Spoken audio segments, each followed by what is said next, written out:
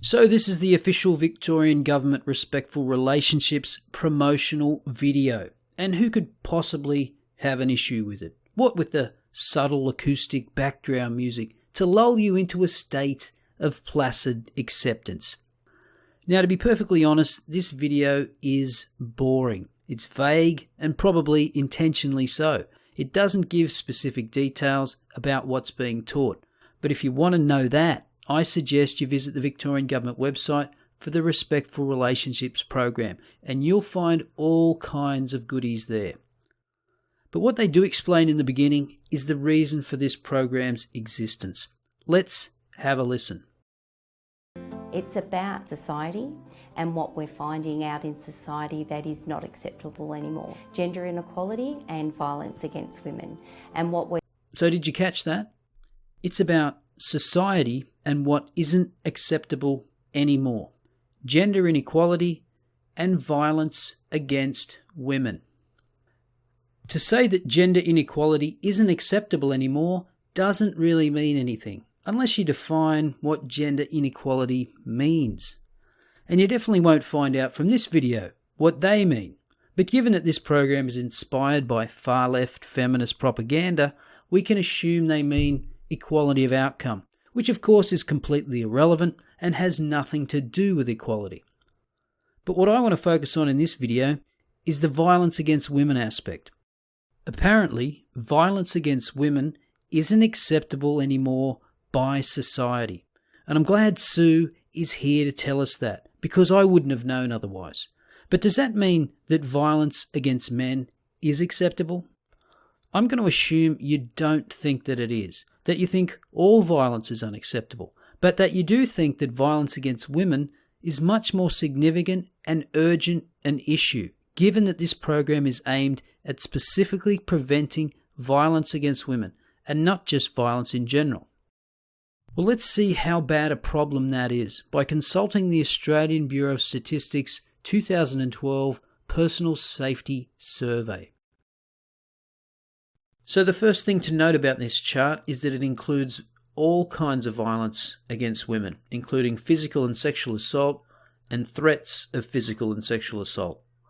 The second thing to note, the gender of the perpetrator isn't specified, so these numbers could include anything from a man beating his wife to one woman threatening another woman over a trolley collision in a supermarket aisle.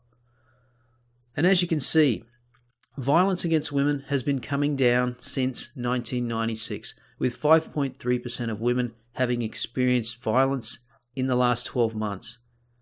So I don't know, it doesn't seem like an epidemic to me. It's definitely not getting worse, and it's actually getting better. So how does it compare with violence against men? There's obviously no epidemic of violence against men that we've heard of. Well, in 1996, the ABS didn't record any statistics on violence against men, probably because it's such a non-issue. But they do have the statistics for 2005 and 2012. And shock horror, it turns out that men are more likely to experience violence of some kind. I know, who would have thunk it? But you have to remember what's really not acceptable in society. Violence against women. But surely this epidemic of violence against women must have some basis. Now, if you're an Australian, you might remember the claim that was widely bandied about that more than 1 in 3 Australian women will experience violence inflicted by their partner at some point in their lifetime.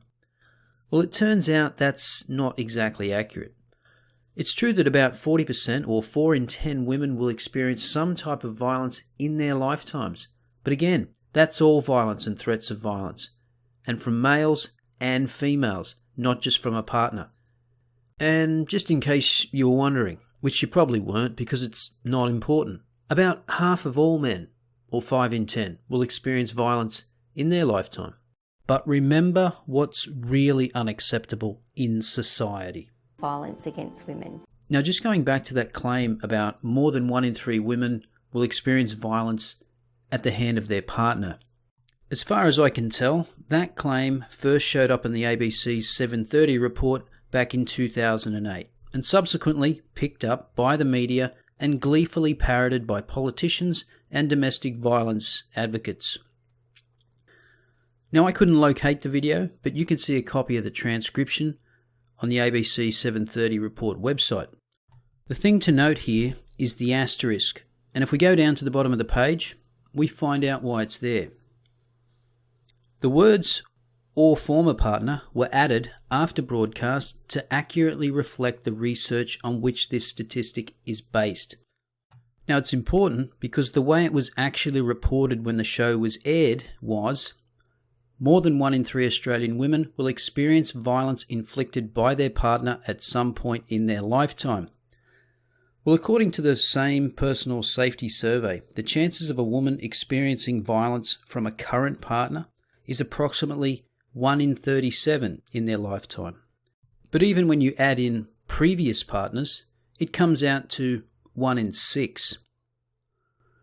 Now, that correction was made to the transcript more than a year after the show aired, so the damage had already been done.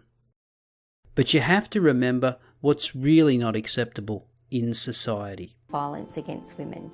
And drilling down to partner violence. How severe is partner violence in any 12-month period? Well, according to the Australian Bureau of Statistics, about 1.5% or 1 in 67 women experienced partner violence in the last 12 months at the time of the survey. And that includes both previous and current partners. Now, let's state the obvious.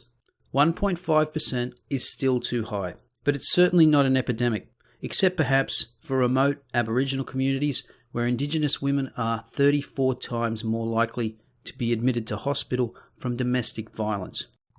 So I want to suggest a rule of thumb that you can apply when feminists warn us all of new epidemics in society, and that is there exists an inverse relationship between feminist hysteria and the severity of the actual problem.